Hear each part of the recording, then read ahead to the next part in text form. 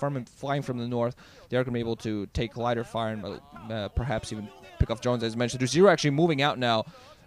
2+ control groups of Zerglings there, and there are no overlords to spot this from what I can see on the map. She's going to try to go for this. He's producing some Mutalisk and fairly heavily on the Scourge, but he's just going to, thinking maybe of going for a ground attack, actually moving some of his forces back. Consolidating his forces overall, splitting them up even. Just as I say consolidating his forces, he splits them up. Beautiful. Has some Scourge running around the place, trying to at least catch some spawning. He doesn't have spawning Mutalisk. He doesn't have a lot of his own Mutalisk in the air. Only thinking there of going to at least pick off an Overlord, try to make sure that Type B doesn't get as large an army as he wants, because Type B hasn't really picked off any Overlords himself. Scourge going to go for these. Oh no, going to fly back. Meanwhile, it's like 2 of them actually going to sacrifice themselves to pick off Overlord. I think Type B has lost 2 at this point. So these Scourge at the very least. There's one single Mutalist. Scourge! Oh man, the Scourge coming in way too late. Should have been able to pick off the Mutalisk. I was still actually managed to do it. While Zero actually going to go in with his Mutalisk. But with his Zerglings, I'm sorry, but those Mutalisk in the air to support Type B, I don't think, this is a full Zern pretty much. He's not really going to be able to do much. He's going to be forced to pull back just before he loses everything. Still going to manage to get a scout inside with that one single Zergling at the very least. Try to pick off a drone, because he hasn't really disrupted economy at all for Type B. Even though Type B was behind economically, it hasn't really disrupted him as much as he would have wanted, while Zero has lost 4 drones up to this point. Still getting a fairly large clump of Mutalisks going because of that second gas. He had the second gas. Only needed a few more hits on that drone, but not managing that. And Type B even has upgrades. He has been mining gas for much longer, so this has allowed them to get upgrades alongside.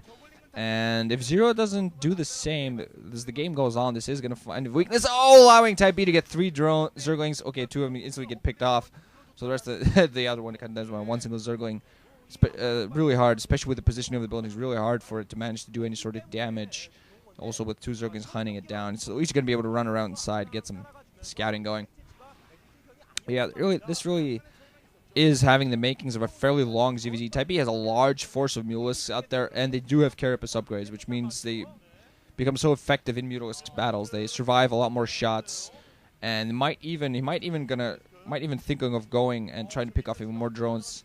However, of course, Zero does have those port colonies alongside his own Mutalisk, so we're going to see. He is going to pick up the 12 o'clock, and Type B is going to spot this the minute this happens.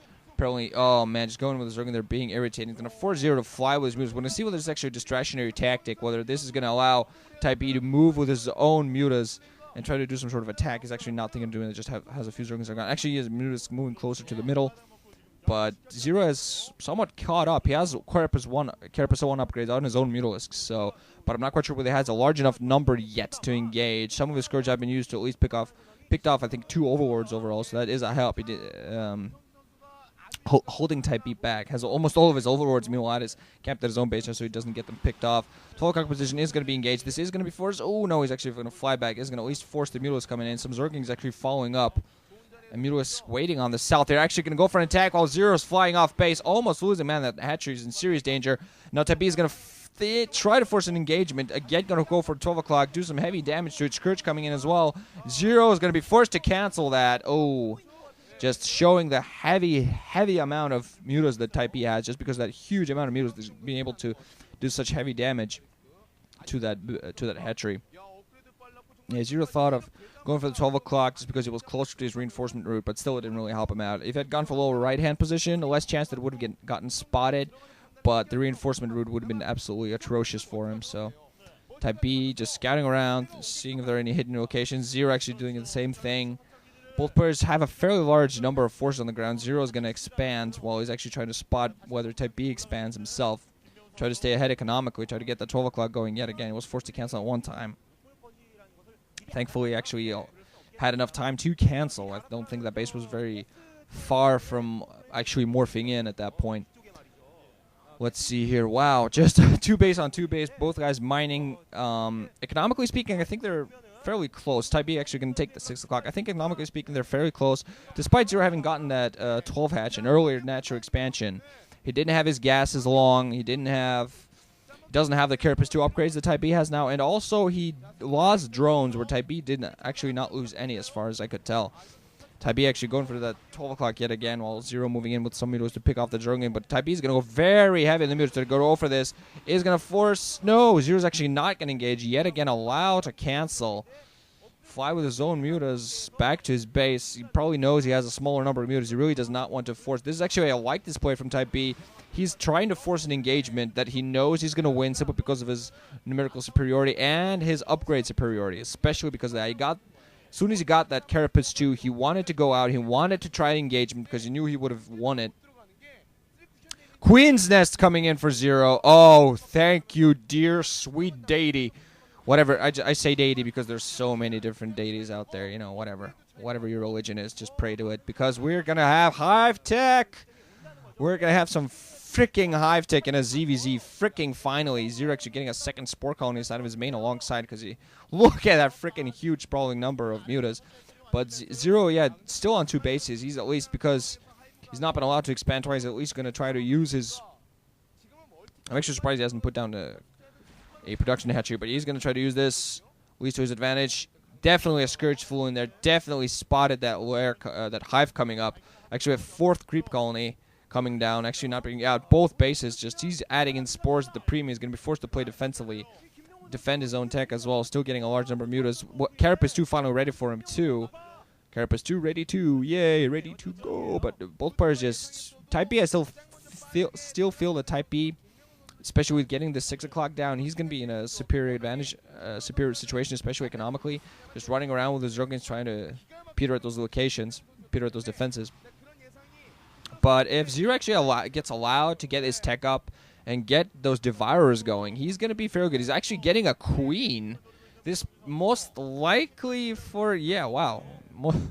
Most likely for Ensnare, just to slow those mutas down there. And especially if you, like, take a clump of mutas, ensnare them, and move in with Devourers, really the splash is going to be able to do a lot of damage because you're going to force those mutas to stay clumped together for just a little bit longer. Still adding in Spore Colonies, and still needs a base. Zero still needs a base. He's still going to be able to live off this 2 for a while, but he still needs a base. Type B taking up himself. Queen's Nest coming up.